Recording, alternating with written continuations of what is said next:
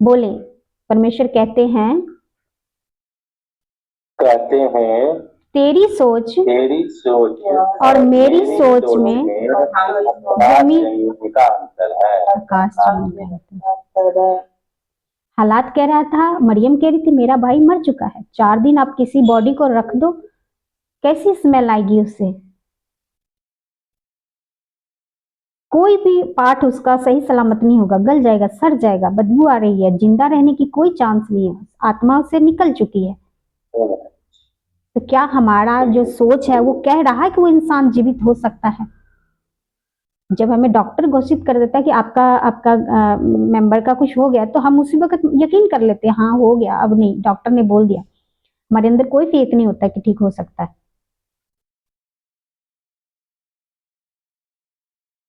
तो 4 दिन का मरा हुआ इंसान पे कैसे फेथ आएगा? क्योंकि हमारी जो सोच है ना इंसानी है, और परमेश्वर की सोच अलग है। परमेश्वर का विश्वास कर, ये हो सकता है। क्यों? क्योंकि प्राण कौन लेता है? परमेश्वर लेता है। दे कौन सकता है? परमेश्वर।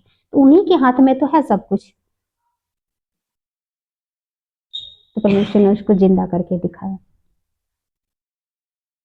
तो हमारा वो परमेश्वर यीशु मसीह वो है, उसका प्रचार हम सुनते और करते हैं और अपने जीवन में भी देखते हैं। सिर्फ बातों का नहीं है। परमेश्वर कहते हैं मेरा राज्य सिर्फ बातों का नहीं है। मैं ऐसा नहीं कि बहुत बड़ी बड़ी बातें करता हूँ, जो मैं कर सकता हूँ, जो मैंने किया है, मैं वही बताता हूँ, बस, इससे ज्यादा नहीं, इससे ज्यादा नहीं। जो मैंने किया है मैं आज भी कर सकता हूँ। ये सबसे बेनिफिट ये है यीशु मसीह में कि हम सुनते हैं कि ये हुआ करता है, हुआ करता था उस जमाने में, उस जमाने में।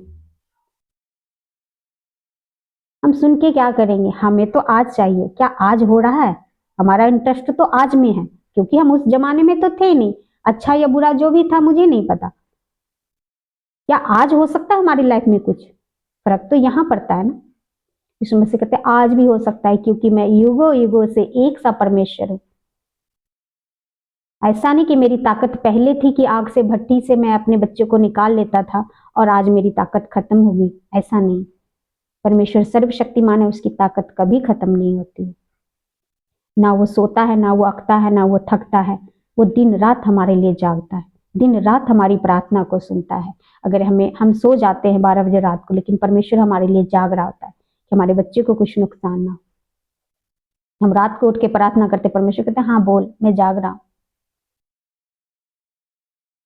हमारा परमेश्वर वो है। ऐसा विश्वास लेके जब हम बढ़ते हैं ना, परमेश्वर कहते हैं जब तुम मुझे जानोगे तब तुम आजाद हो जाओगे।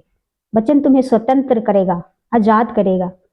तुम जानोगे कि मैं हूं कौन, मैं क्या क्या कर सकता हूं तुम्हारी लाइफ में। तुम्हारी मुश्किल तुम्हारे लिए बड़ी है, मेरे लिए छोटी है, मेरे लिए छोटी है।